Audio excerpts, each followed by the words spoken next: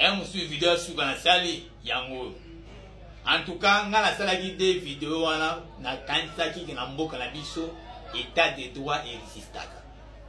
Na kanisa na mboka na biso liberté d'expression que la constitution en mboka.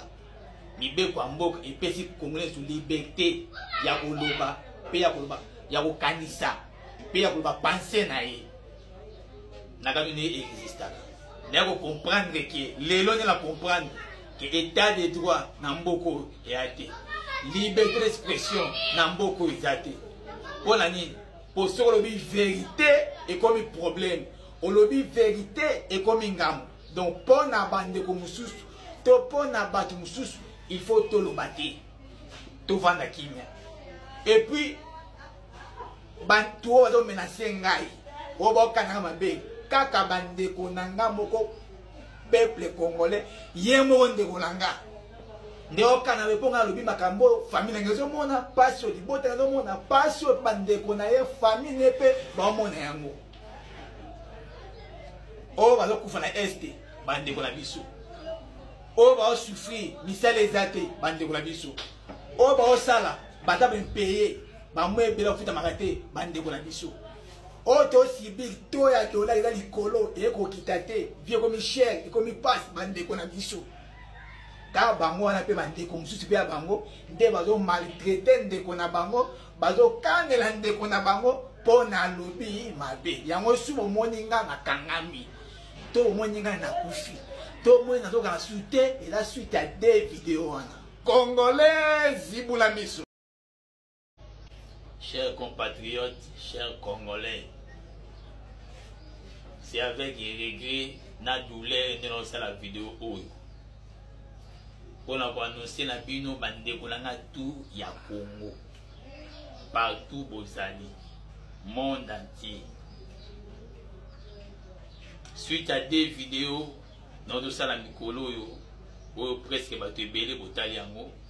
Nde na miti oyo vi na nga ambulance naza na danger. Baolaka nga liwa, enlèvement, emprisonnement. Na bilo misato wana moko ebo raté. Mais deuxième ekozwa. Si deuxième est raté, troisième ekozwa. Pour vérité nga lobaki etake congolais.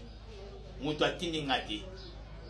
Pour passer toujours mon amboko yo biso tout ba congolais en général tout mon ala yango ceux qui est ba congolais musu amona ba passe yango te mais biso misusu to souffrir nango yango na sala des vidéos pona douleur on la santaki na bité na okango boité malam fona loba yango nde ekrelenga pas problème. N'a pas de menace, n'a pas de commentaire. N'a pas de menace qui n'a pas de message privé na TikTok nanga.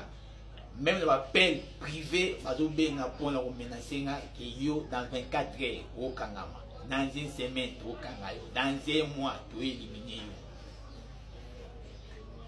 Yango lelo so moni ambulance na zate porté disparu c'est suite à des vidéos à la salle de Bosso. Dans la distribution yango, dans la prévenir yo.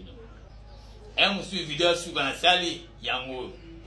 En tout cas, on a la salle des vidéos na kanisa qui na mboka na biso état de droit et résistaka. Na kanisa na mboka na biso liberté d'expression que la constitution en mboka. Libe kwa mboka et pesi congolais sur liberté ya koloba, pe ya koloba, ya ko kanisa, pe ya koloba penser na ye. Na kabine existaka. Na ko comprendre que lelo na comprendre que état de droit na mboko yate. Liberté d'expression na mboko yate. Pour la nini? Pour ce que le vérité est comme un problème. O lobi vérité est comme un gamme. Donc pour na bande ko mususu, to pour na batu mususu, il faut tout le battre. Tout vendre kimia. Et puis bantu ozo menacer ngai. Obo kana mabe. Kaka bande ko nanga moko peuple congolais yemo ndeko nanga. Ndeo kana beponga lobi makambo famille ngezo mona pasio libota ngezo mona pasio bande ko na ye famille nepe ba mona yango. O bazo kufa na este bande ko na biso.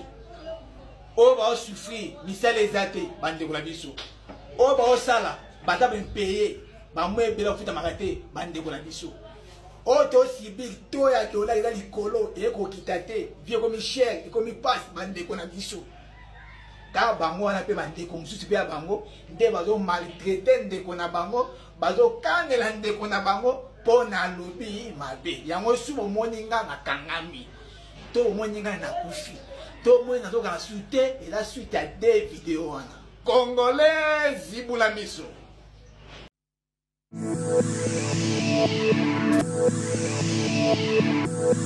EHP Média, la chaîne qui vous édifie 100% chrétien.